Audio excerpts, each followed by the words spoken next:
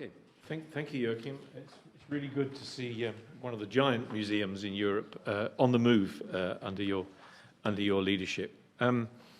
We have a very close relationship with Heritage Rail, and which Peter Ovenstone has consistently represented to meetings like this. I think we all understand how important the experiential aspects of our museums are, whether it's riding on a bus, feeling the smelling the diesel, feeling the vibrations, or on a steam train. So I thought it would be interesting for you just to have an introduction to the fossil fuel report, which Peter and a number of people have been working on across Europe. So Peter, over to you, and I think you have an assistant. Yes, good afternoon. Is this working?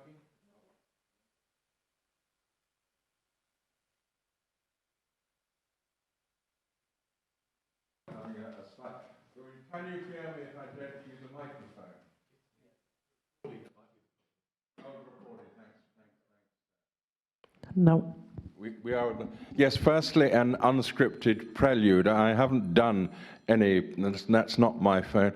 I haven't done any PowerPoint presentations for at least 4 years.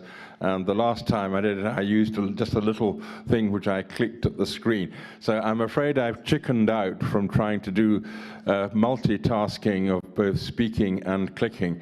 So I'm delighted that once again a good example of Scottish solidarity and team playing, that Meredith and I are going to work together today to hopefully enable that I get the words in the right order, and I'm sure Meredith will get the slides in the right order.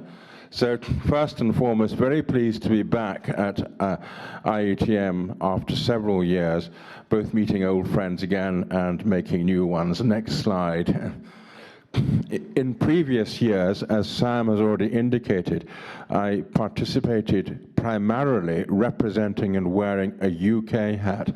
But this time I need to emphasize very strongly that I speak today wearing 2 definitely European hats for FedEx Rail, the rail heritage body, but also for Europa Nostra. For the last 6 years, I have been the co-secretary of the Industrial Engine Engineering Heritage Committee of EN. Next slide, please. I've decided that it makes sense to focus this speaking slot on giving you an introduction to the new collaborative working industrial and mobile heritage platform, which is currently undertaking this detailed study. Next slide. Individual transport heritage bodies, in particular from the rail and road heritage sectors, have already for some years been giving thought to the challenges to be addressed if the sights, sounds and smells of the operation of historic transport and industrial machinery can still be appreciated in years to come. Next slide. I need perhaps hardly to explain to this audience both the educational and cultural value of seeing things in movement and action as a key part of maintaining a full public awareness of the role of transport heritage and its role in social and economic development of at least the last 200 years. Next slide. Sorry, that one was just an industrial, just flagging up that I'm wearing an industrial hat as well as a transport hat. This is from a working steam pumping, a museum steam pumping engine in the Netherlands. Next slide, that's that one, that's it, yes. The IMH group at this stage is a very informal collaboration between a growing list of key umbrella organizations in the transport and industrial heritage sectors. Most of these you're probably familiar with or can work out from the screen. The one which is perhaps less well known to this audience is Tiki, which always sounds like a nasty insect or something, but is in fact the lead world body for the conservation of industrial heritage. It's the top of the tree for industrial heritage professional activity throughout the world. Next slide. Just for some light entertainment for a moment, this is a picture from the road vehicle sector on its roll. Next slide.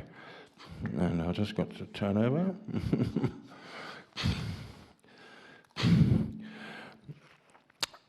We are keen to develop a dialogue with other umbrella bodies, including, of course, IATM, both in Europe and worldwide. For example, future partners will hopefully include other mobile and built heritage bodies. Our focus at present is primarily on Europe, but two of the current partners, FIVA and Tiki, which I've already mentioned, have a worldwide remit. Again, future involvement of other world bodies will be very welcome. Next slide. A foundation element is, quotes, maintaining the conceptual authenticity of transport and industrial heritage objects and infrastructure. I know this reads slightly clumsily in English, but it is, I don't know whether Peter Paul has yet joined us, but it's originally in Nederlands from the president of Federal, who is a Dutchman, but he insists that we use this particular statement, but I think you understand what he means. A formal mission statement has not yet been adopted, but I do foresee that this phrase is likely to be included. WMH stems from an inaugural online meeting in July 2021 of representatives of 6 of the 7 current partners.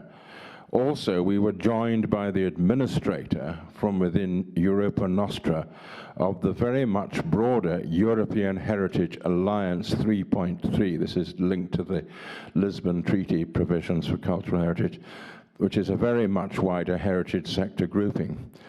Again, it is planned to maintain and grow active links with this alliance. WIMH recognizes the value of, to use the English phrasing, a combined chorus of several voices, which can carry much more weight than just separate efforts and lobbying by individual bodies. Likewise, the importance of sending out clear, coordinated messages, with everyone singing from the same hymn sheet. Next slide. At its most basic level, WMH seeks recognition that our individual sectors for transport and industrial heritage share many common problems and challenges. The report currently being prepared addresses the issue of suitable fuels for the continued operation of both transport and industrial heritage. 4 key factors. 1, maintaining the conceptual authenticity as far as possible in the preservation and presentation of the heritage. 2, maintaining appropriate legal exemptions and authorizations for continued use. 3, maintaining sources of supply and related skills for suitable fuels.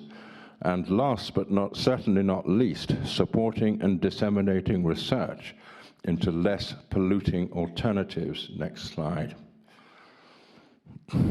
More broadly, also raising awareness of both the existence of our sectors, because I've often described both transport and industrial heritage over many years as the Cinderella sector of museums and heritage, certainly transport museums, the museum sector, and industrial heritage as well, compared with palaces, castles, and da-di-da-di-da of our sectors and our value to both the political and administrative sector and agencies. In Europe, of course, both with the European Parliament and European Commission, but also at national government levels. Next slide, please. Sorry, I should have put that one on. I think we're all right. Or carry on for yes, the recognition.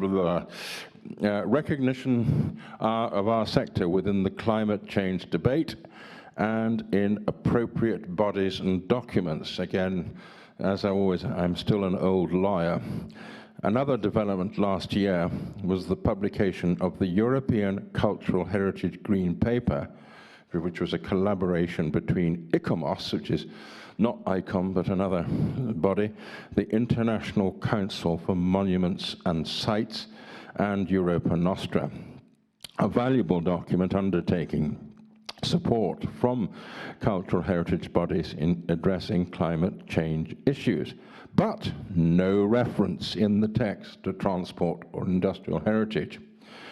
Fortunately, we have been assured that the Green Paper is to be regarded as a living document and not set in concrete or stone. And WIMH will press for recognition in future versions. Again, it is planned to open up a dialogue with the Climate Heritage Network, another key body in this field, and one of my colleagues spoke to the lead author of the report at a Europa Nostra conference in Venice last year. Next slide. So, looking ahead, what next? Current and ongoing developments. With the fossil fuels report, we've got at least 12 drafts already. In fact, our current one is 12A because our lead author is superstitious and he won't have a draft 13. We are now hoping to complete a definitive version within the next few weeks. We will then seek formal endorsement from the boards and committees of the current WIMH partners. A particularly important further step will be to secure board-level support, as distinct from just my committee, from Europa Nostra in its very influential role as the cultural heritage voice for Europe. So B is promotions and webinars. The next step will be to broaden the debate with several hybrid or webinar events, raising awareness of both the report and its content. Thoughts are to consider a Brussels event to facilitate involvement from MEPs and European agencies, but also events co-hosted by individual partners and others. For example, my FEDECRAL conference and AGM in 2023. And last but not least, bringing IATM into the loop, we would of course welcome an active, ongoing, I'm just changing my script rapidly here, because I think I'm doing fairly well for time. We would welcome, of course, at least an active, ongoing interest from IATM and its members. A major step forward, I feel, over last year was the series of interesting and useful IATM webinars, and despite the varying level of attendance, I do hope that this medium will not be abandoned post-pandemic in its entirety. I'm aware that I'm cadging an invitation, but nevertheless, I and my colleagues will be very keen, should you so wish, to present the report once it is completed at a future webinar. So that's an offer on the table. However, as a minimum, I certainly intend to keep IATM and its members very much in the picture as the WIMH platform develops. I think next slide. And I think I have managed to add just a few pictures at the end. I don't feel you need really reminders as to what moving transport heritage is about. So thanks first and foremost, Meredith, for your instant help on the ground. But I must also thank our partner, FIFA, for allowing me to use these rather nice line drawings from their excellent FIFA guide to the responsible use of historic vehicles on today's roads. Can I say this is the diametric opposite, Joachim, to the actions of the speed racers. The FIFA guide is beautifully written, addressed to all people who own classic and vintage vehicles, to be safe, sensible, sustainable, etc., etc. And I think I commend them for their efforts and indeed for their very charming illustrations. I put them in to help enliven what has been a lawyer's fairly dry set of text slides. I do have a few copies of the FIFA guide, by the way, with me, so if anybody's interested in seeing that and having a copy, I've got some in my bag and more at the hotel. So as someone with hard experience of organizing conferences for more than 25 years, I know how important it is to ensure that we keep to time. But we'll go on to the next slide. This is a coal mine in Poland. My Polish is not good enough. I'll call it the MW mine, but our technical expert, a German physicist, who Robert and others know, Dr. Reinhard Serkinger, and also one of my Polish colleagues on the European Austria Committee identifies this particular mine as a continuing producer of the right type of coal for the steam operation, etc. So if there is to be a source of supply in Europe, because sadly the other alternative does seem to be, I think that's my alarm going, but I will perhaps just kill it if I've, or just ignore it. I think I'll just plow on. I think the important alarm is Sam's one. Anyway, to avoid compounding the felony, so to speak, by bringing the coal all the way from Colombia or halfway around the world, then this apparently will be a possibility. Next one, please, Meredith. And again, just on the ground, an example of visitor experience, still in Poland, but experiencing transport heritage in action. Next one. And last but not least, some maritime heritage as well, a coal-fired paddle steamer in all its glory in the UK. So there we are. The alarm says I'm running out of time, but many thanks for listening.